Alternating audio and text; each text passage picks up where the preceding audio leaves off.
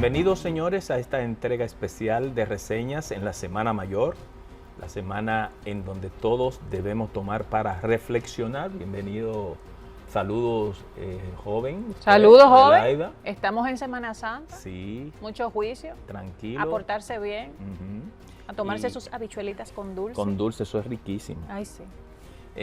Pero también hay otros disfrutes que las personas, las familias, se van a los ríos, a las playas, que lo hagan con moderación, con tranquilidad, sin desasosiego y sin estar desafiando la vida. Eso es lo que nosotros desde aquí les pedimos a todos ustedes y a sus familiares. Y Adelaida, señores, esta semana que previa a la Semana Mayor, se produjo un hecho político en donde la oposición unida en la Alianza Rescate RD realizó una rueda de prensa para anunciar, después de tanta expectativa que creó, nada. ¿Qué fue lo que anunció? Nada. No, yo creo que más absolutamente bien nada. Que anunciar reiteró algo que ya se sabe. Crearon una expectativa con el fin de provocar una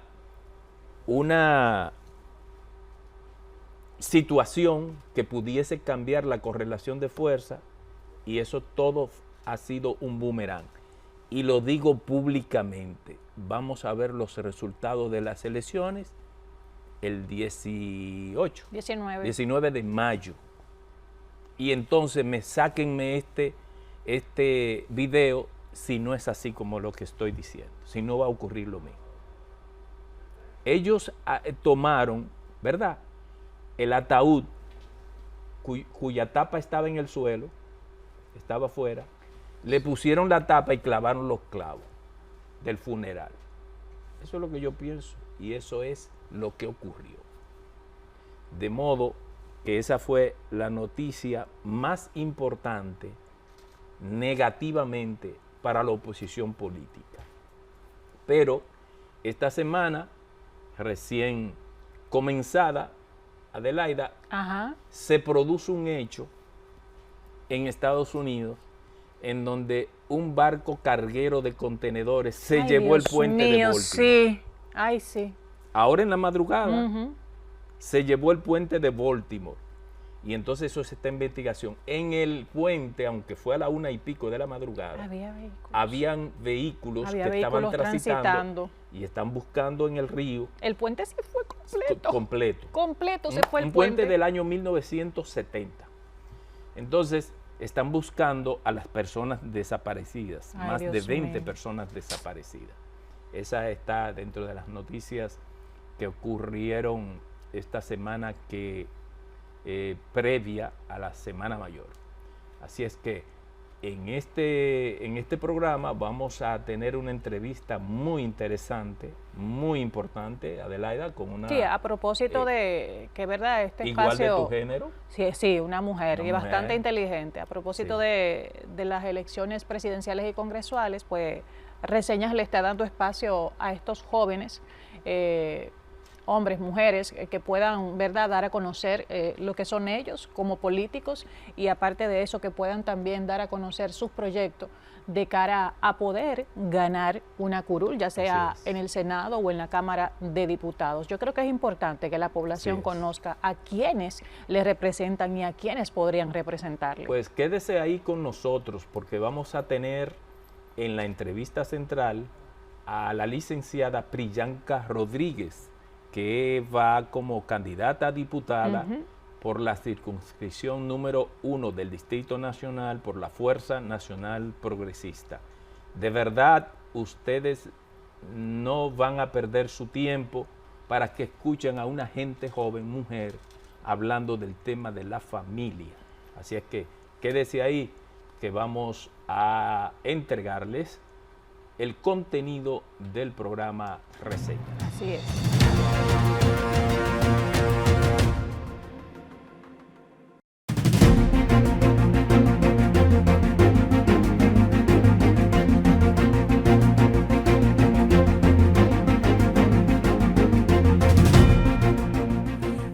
entrevista central de reseñas nos acompaña Priyanka Rodríguez.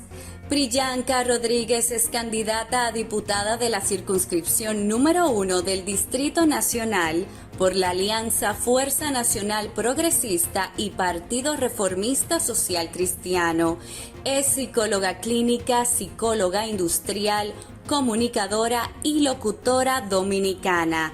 En la entrevista central de reseñas nos acompaña Priyanka Rodríguez.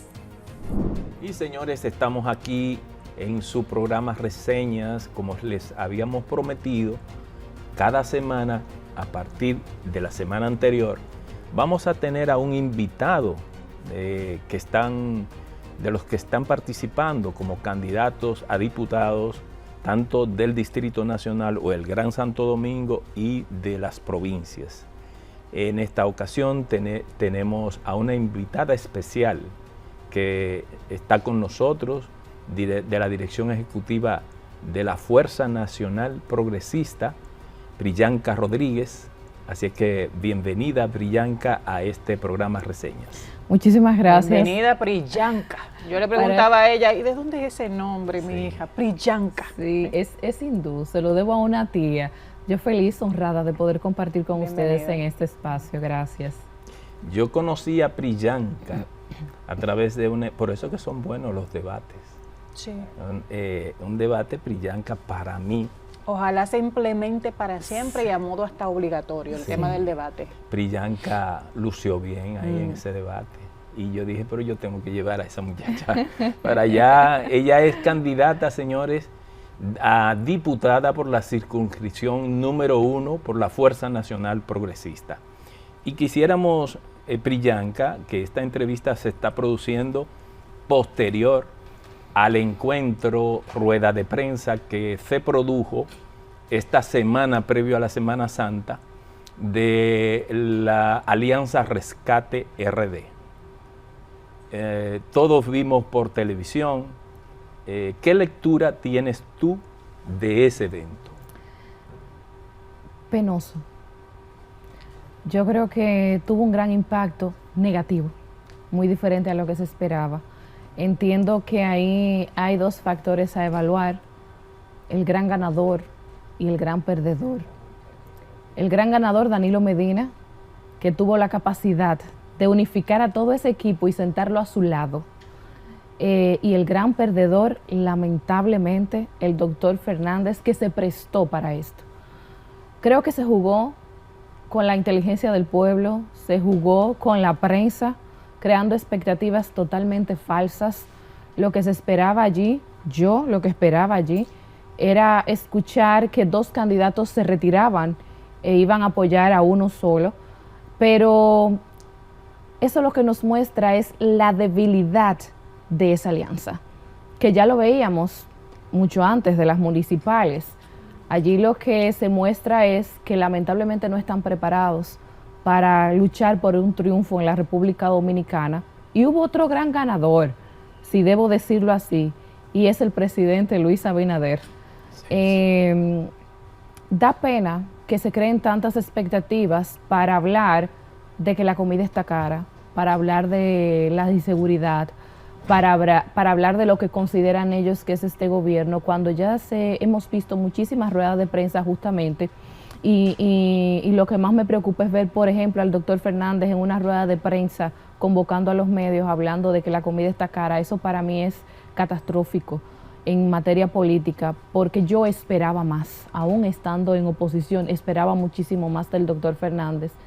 Creo que allí se pudieron evaluar muchos aspectos, no solamente en materia política, sino la parte ya de ciudadanía. Pudo evaluar realmente lo que está sucediendo con la Alianza Rescate RD, que no va a ser ningún rescate, no va a ser absolutamente nada.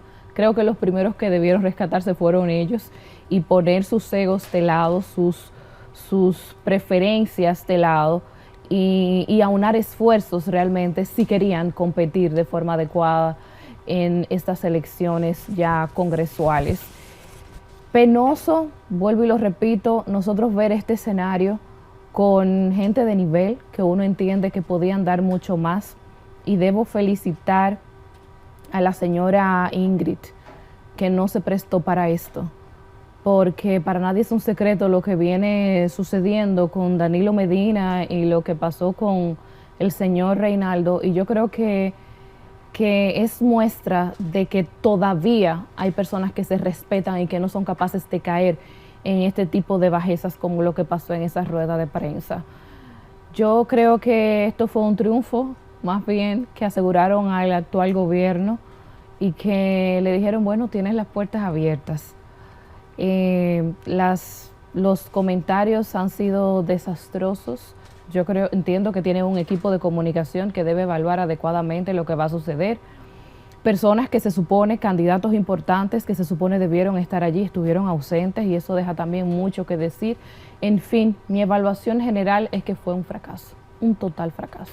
Bueno, tras ese análisis, me toca a mí como mujer, y qué bueno que tengamos una mujer por aquí, preguntarle a Priyanka. Ha sido difícil para la mujer desde los tiempos de la tiranía incursionar en política. Le costó la vida a las hermanas Mirabal, que mucha gente a veces se olvida que fueron políticas. Sí, fueron políticas. Aparte de mujeres, en un tiempo muy difícil. El tiempo ha evolucionado, ya la apertura está un poquito más suave para nosotras. ¿Por qué Priyanka decide incursionar en la política y en especial aspirar a una curul como diputada? Bueno, yo empiezo en el activismo social. Y soy activista social. Entonces, entre los años 2012-2013 inicio en el activismo social y comienzo a entender que hay cosas que desde allí no podemos lograr. Para nadie es un secreto que las decisiones más importantes de un país se toman a través del Congreso, a través del Senado, a través de la política realmente. Y como ciudadana comencé a tomar conciencia sobre mi rol realmente, porque usualmente hablamos de derechos, pero se nos olvida que como ciudadanos tenemos una responsabilidad y tenemos muchos deberes, y yo no quiero ser una ciudadana más. Yo quiero ser una ciudadana que haga algo todos los días por su país, y todo lo que yo hago va encaminado a eso, a hacer algo en favor de mi país. Entonces, ya para 2014 aproximadamente, la Fuerza Nacional Progresista, que es mi partido cabecera, en el partido en que estoy militando desde entonces, creó la oportunidad de que personas como yo pudieran ingresar a sus filas a través del Polo Soberano. Y bueno, yo vi una gran oportunidad allí en ese llamado que hicieron. De ese equipo que ingresó para entonces, participé, quedo yo todavía como otro equipo también. Y la mayoría de los que participamos fueron mujeres, y nos dieron la oportunidad de ingresar. Empiezo a militar en la Fuerza Nacional Progresista sin dejar de lado mi activismo social. Hoy en día es una de las cosas que más llevo a cabo. Y bueno, se da la oportunidad de que participe como candidata a regidora en un momento donde sabíamos que había que participar porque nos fuimos solos en 2016 como partido luego de tantos años de alianza. Y bueno, había que participar. Entonces, entendimos que quizás el escenario no era favorable, pero era una gran oportunidad para insertarse en materia electoral. Claro. Ya para 2020 también participo como candidata a regidora y me va muy bien, tengo que decirlo, pero en especial por la experiencia que pude adquirir en ese escenario.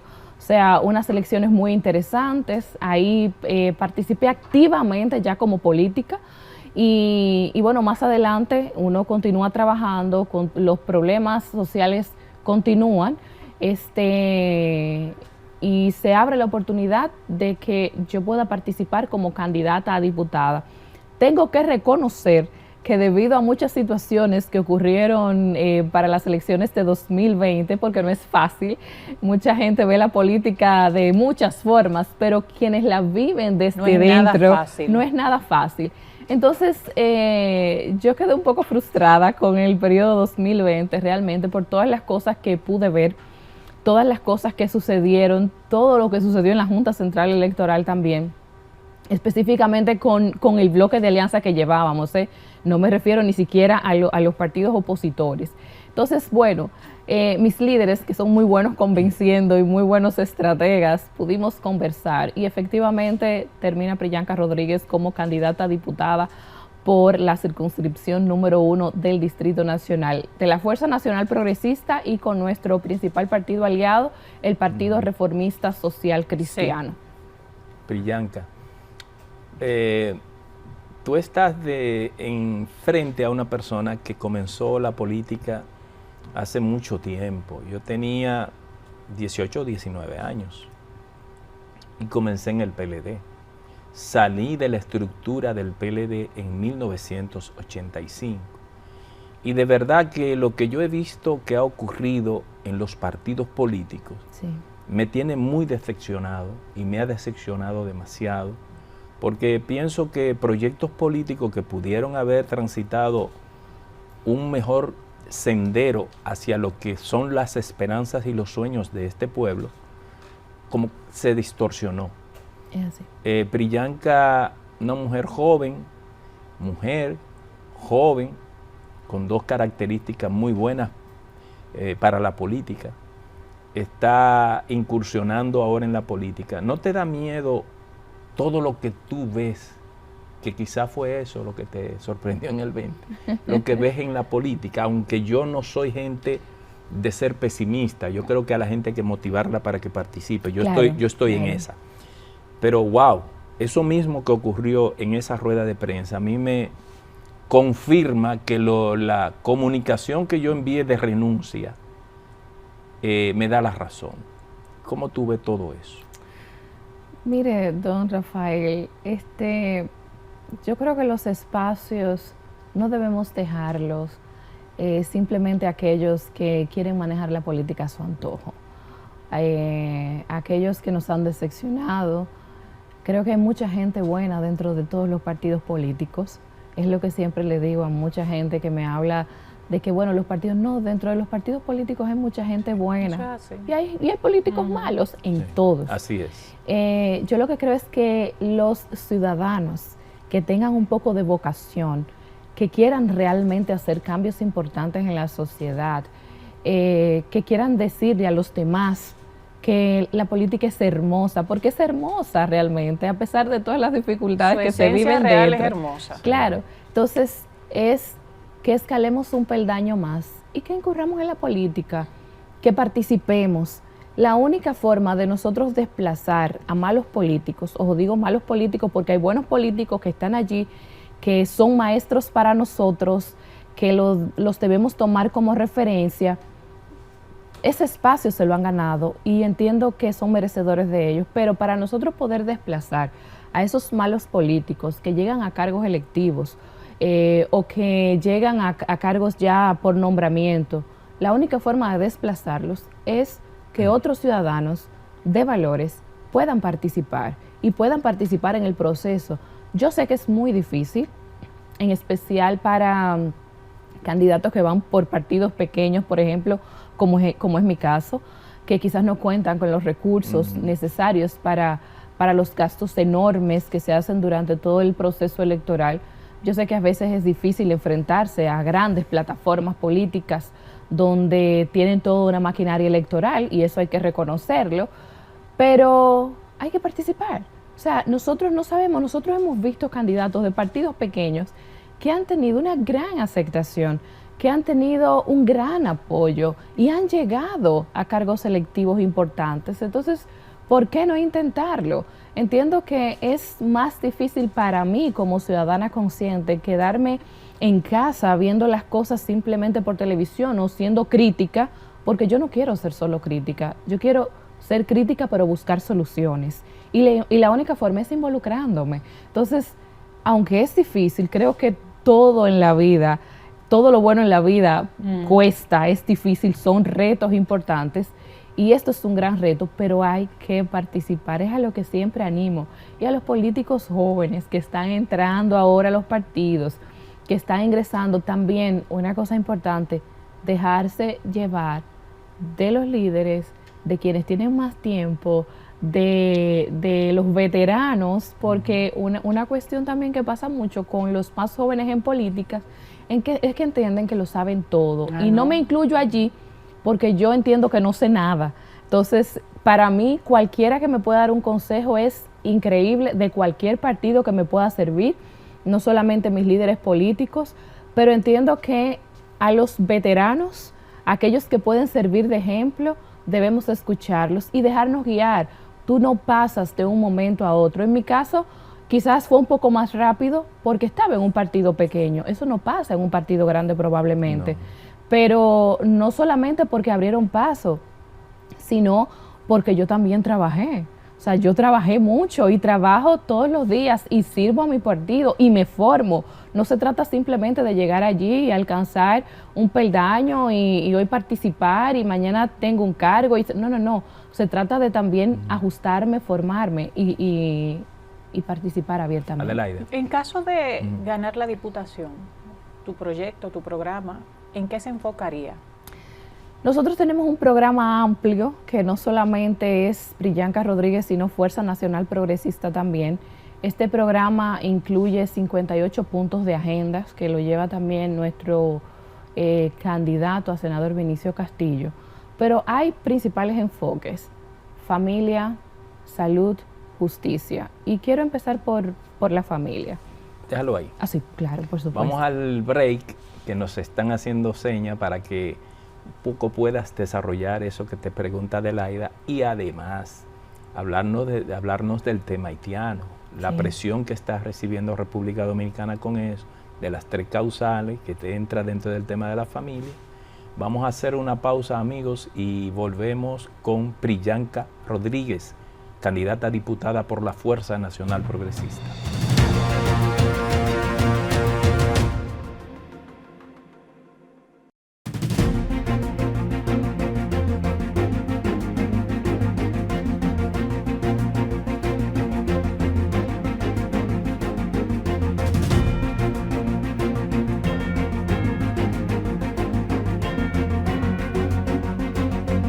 Gracias por continuar con Reseñas. Estamos compartiendo y conversando con Priyanka Rodríguez, candidata a diputada por la circunscripción número 1 del Distrito Nacional, representando a la Fuerza Nacional Progresista.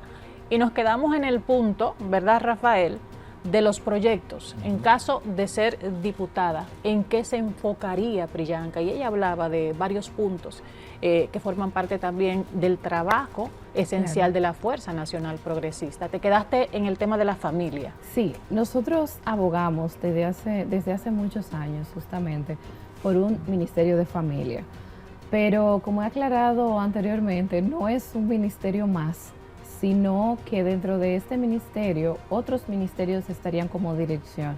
Me refiero al Ministerio de Juventud, Ministerio de la Mujer, Ministerio de la Vivienda y un sinnúmero de direcciones ahora mismo como CONADIS, INAIPI, CONANI, CONAPE, que son instituciones que trabajan con niñez, con familia, con adolescencia y con discapacidad. Entonces nosotros debemos fomentar realmente y podemos evaluar a lo largo de los años en República Dominicana lo que ha pasado con la estructura familiar en general, el declive en materia familiar. Sí. Siempre que se habla de familia o siempre que se habla de sociedad, te hablan de que la familia es el primer pilar de la sociedad.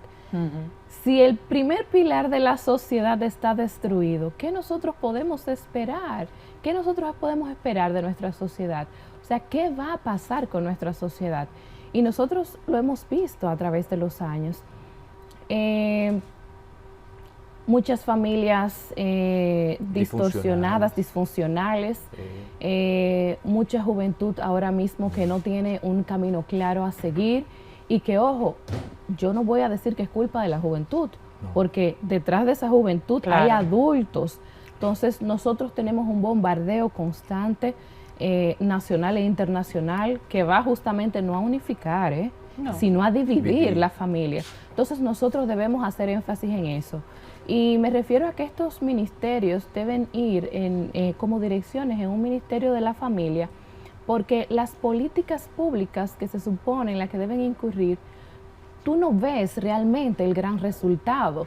Entonces nosotros podríamos ahí menos gastos, menos ministerios y más resultados en favor de la sociedad.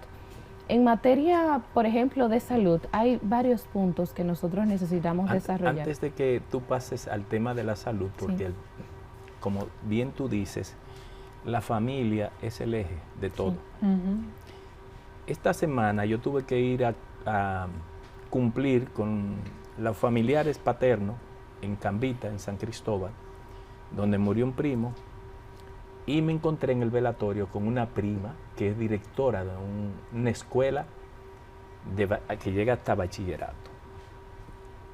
Y la verdad es que yo tenía la idea de lo que está pasando en la juventud y la adolescencia, Adelaida, y ella me acabó de hacer el cuadro.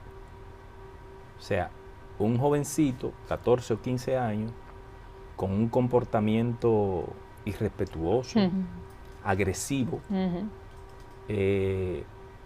antisocial, y resulta que la señora, la mamá de ese niño, llega a la escuela porque es conserje, majada por el esposo, que es un borracho, el padrastro. O sea, ¿cómo es que nosotros vamos a dar en el clavo con una política pública que rescate la familia? Eso a mí me preocupa mucho, Trillán. Yo vengo hablando hace un tiempo, nuestra sociedad ha sufrido un cambio muy grande. Sí.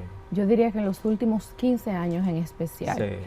Y desde hace aproximadamente 3 o 4 años, vengo diciendo que necesitamos unificar esfuerzos para hacer un estudio social que no se ha hecho, donde participen sociólogos, antropólogos, psiquiatras y psicólogos especialmente. Tú eres psicóloga. Ella es psicóloga. Sí. Especialmente. ¿Por qué?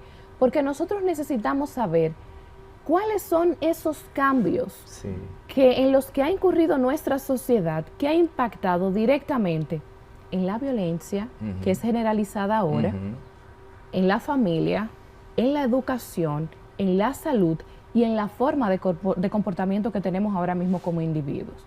A veces se habla mucho de violencia, por ejemplo, ese señor, que es un caso y no es aislado, porque la mayoría de las personas que llegan a una consulta, especialmente a centros públicos, son familias disfuncionales, muchísimos de ellos víctimas de violencia, de muchas formas de violencia, donde los niños con grandes conductas agresivas, y tú te preguntas, pero cuando tú evalúas todo eso, tú te das cuenta que hay una situación de raíz que es generalizada. Entonces, como la situación es prácticamente generalizada, entonces nosotros debemos estudiar cómo sucedió, cómo lo permitimos y cuáles son las medidas que nosotros debemos llevar a cabo para contrarrestar.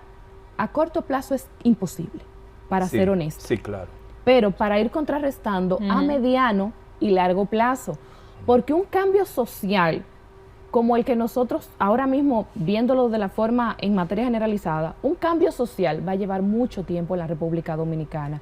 Estamos hablando de que se pueden comenzar a tomar medidas para ver los resultados en 8, 10 años, 15 años, pero necesitamos comenzar a tomarlos ahora. También las cosas que se han estado haciendo a nivel de educación, como que no ayudan mucho. Por ejemplo, yo me formé en un colegio donde la directora y los profesores tenían autoridad sobre nosotros. Había un respeto. ¿Tú sabes lo que está pasando? Que ella me contaba, yo lo sé, pero ella me habló de ese tema. Hay una ordenanza de educación que le quita autoridad al maestro. Así no se puede. Sí, yo recuerdo también que lo critiqué mucho y dije, va a traer problemas en el sistema educativo. El exministro de Educación, el señor Navarro, dentro de las ordenanzas que creó, también fue que no se podría reconocer a los estudiantes dentro de las escuelas. Cuando yo estudiaba, que yo estaba en primaria y secundaria, yo era feliz cuando yo salía en el cuadro de honor. Y eso me daba disciplina, respeto por los demás. Y era una inspiración para los otros. No, porque eso es discriminación. No. Eso fue lo que dijeron. Eso es discriminación porque se puede sentir mal. No, es que usted tiene que crear las condiciones para que el estudiante estudie. Estímulos. Para que el estudiante respete. Para que la familia se esfuerce, porque esto es una cuestión de familia también. O sea, la educación no va de fuera de la familia.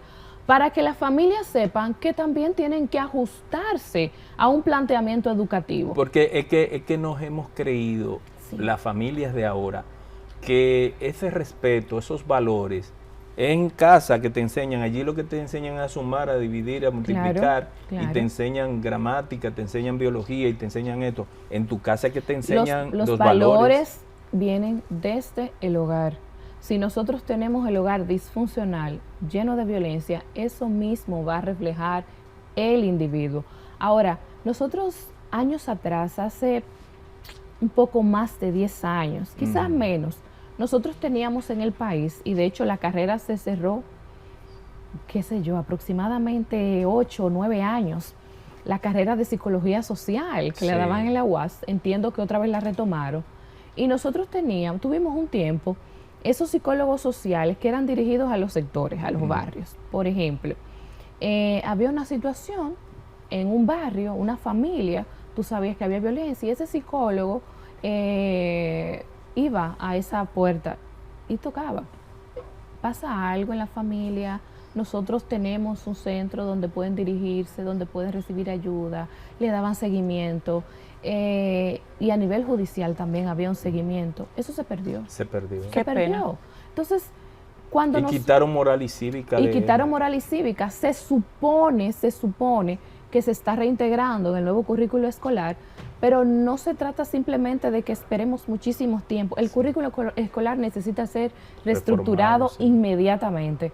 De hecho, debo aprovechar la oportunidad, ahora que hablamos de violencia, familia y todo eso, tanto el licenciado Pelegrín Castillo como yo entregamos al Ministerio de Educación y al Ministerio de Salud, porque no estamos hablando de una situación simplemente del Ministerio de Salud, una denuncia de investigación de más de 50 páginas de una situación que se está viviendo en los centros educativos actualmente y que se está viendo directamente en los centros de salud mental ahora mismo con niños y adolescentes, en especial del sistema educativo público, y que uno de los principales causantes fueron, lamentablemente, aunque muchos padres no quieren aceptarlo, el uso desmedido de aparatos electrónicos y juegos virtuales. Totalmente.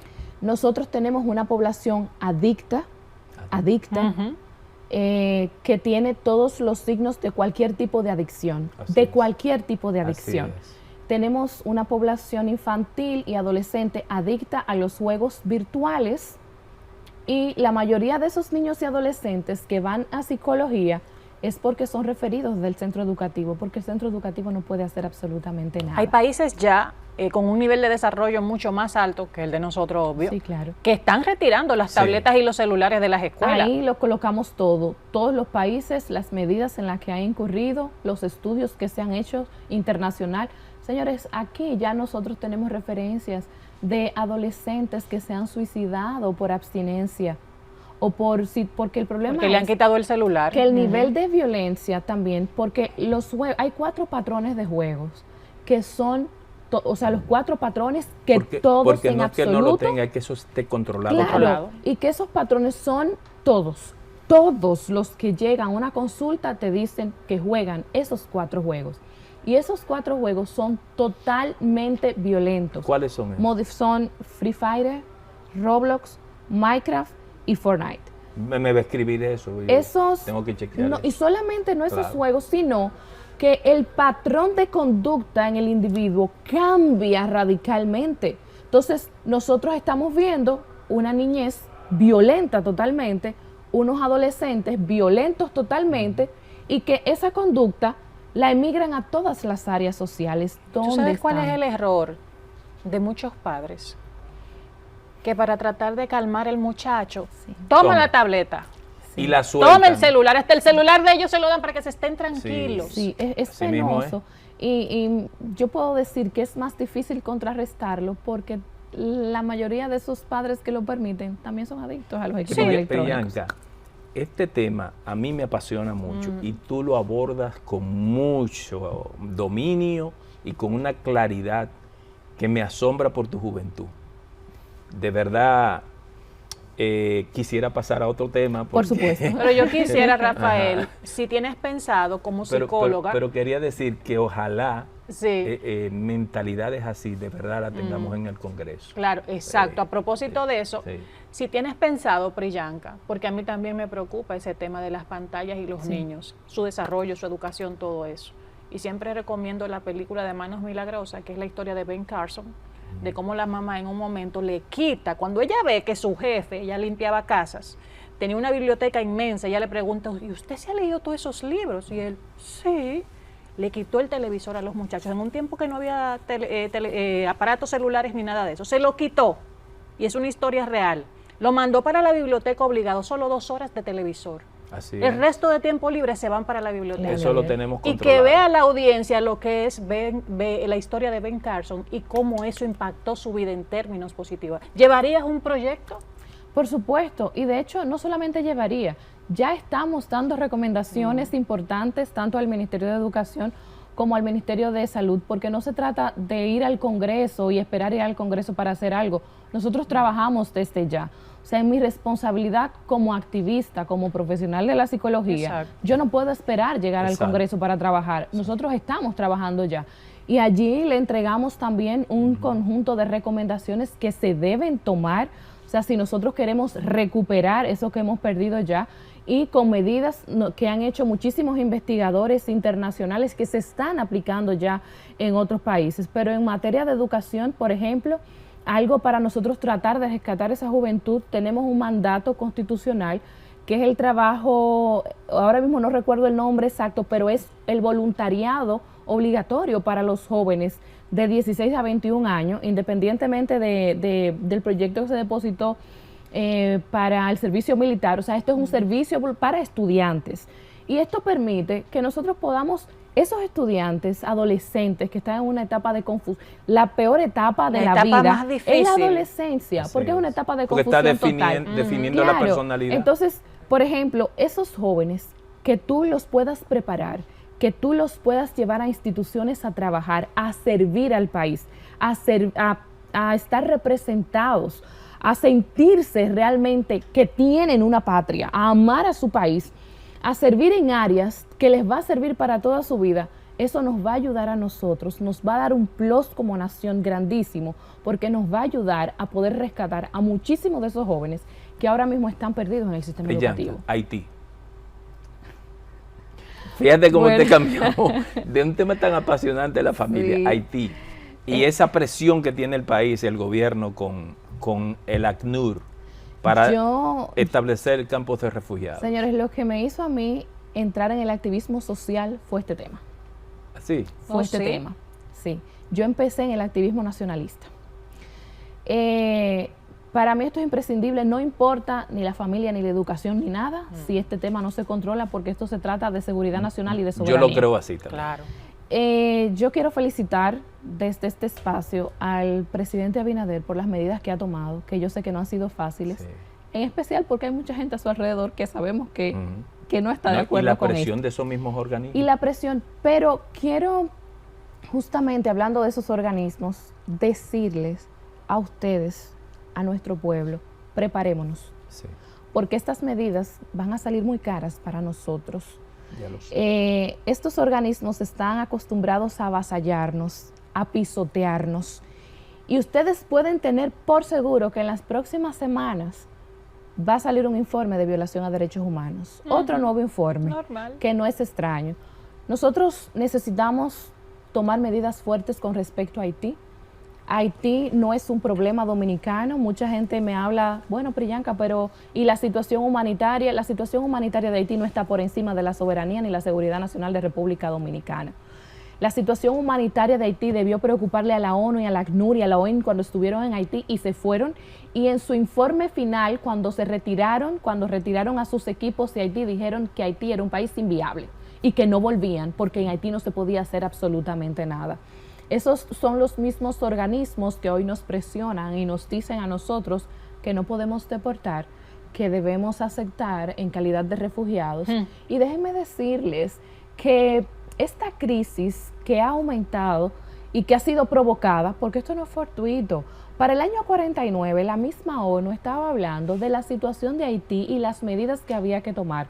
Para el año 2000, el Parlamento Europeo, en su informe sobre Haití, habla justamente de que nosotros, Haití como un país inviable, nosotros debemos fomentar la salida de dominicanos, familias completas hacia el exterior, sin regreso y familias haitianas completas hacia República Dominicana sin retorno. O sea, cuando usted lee eso, usted se da cuenta que lo que ha pasado en Haití no fue fortuito. Esto fue una estrategia muy bien planificada. Ahora, se salió de control. Nosotros pudimos quizás tomar las medidas necesarias en su momento, no lo hicimos, es la verdad. Ahora nosotros tenemos que tomar medidas drásticas, es nuestro deber. E independientemente de partidos, independientemente de ideologías, independientemente del equipo de pelota que pertenezca, nosotros necesitamos unificar esfuerzos y apoyar las medidas que se están tomando desde el gobierno en favor de la República Dominicana, porque debemos prepararnos, como dije anteriormente, para la embestida que tendremos de esos organismos internacionales a los cuales debemos hacerle frente, no solamente como gobierno, sino como país en general. Muy bien. Priyanka, yo quiero compartir contigo, con Adelaida y la amable audiencia, un tuit en esa dirección que escribí hace unos días. Lo voy a compartir para que la gente entienda a qué niveles que estamos de peligro en nuestro país. Decía, en este país debe ponerse en guardia para lo que viene. El alto comisionado para los refugiados, conocido por las siglas de ACNUR, ideó un plan sobre Haití con el fin de tapar las fallas de la misión de estabilización que intervino ese país hace 20 años, con el objetivo de que la República Dominicana ahora sirva de solución a una crisis que ellos contribuyeron a su planificación, ejecución y profundización. En un documento que di a conocer a través del Listín Diario el 22 de noviembre del año 2022, donde están los detalles del plan macabro que pasa por utilizar el territorio como almacén de haitianos para que le busquemos además sustento y casa. El ACNUR intenta balcanizar la isla porque después de armada la delincuencia haitiana, el otro paso será una isla ingobernable con delincuentes haitianos atacando a nuestros soldados en la frontera.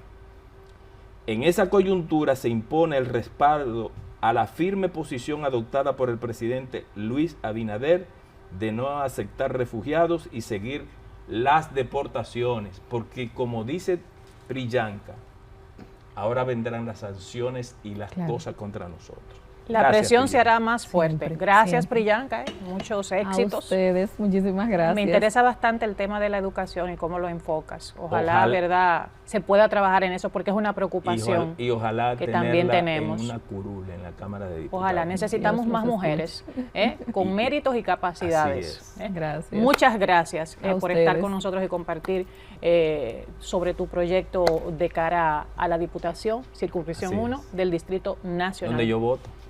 Donde votamos. Gracias a ustedes por estar como cada sábado con nosotros. Reseñas. Semana Santa, hay que decirle que sean juiciosos, cuidados en el tránsito, mesura, que se dificulta. Sí. Mesura, tranquilidad en la carretera, cero que se coman su habichuelita con dulce. Cero violencia. No, si se van a tomar su trago, que se lo tomen, pero con comedimiento. Porque imagínate decirle a este pueblo que no bebe. Feliz resto del fin de semana y vamos a pasarla con mucho juicio y en paz y tranquilidad. Y pórtense bien. Sí, en Semana Santa.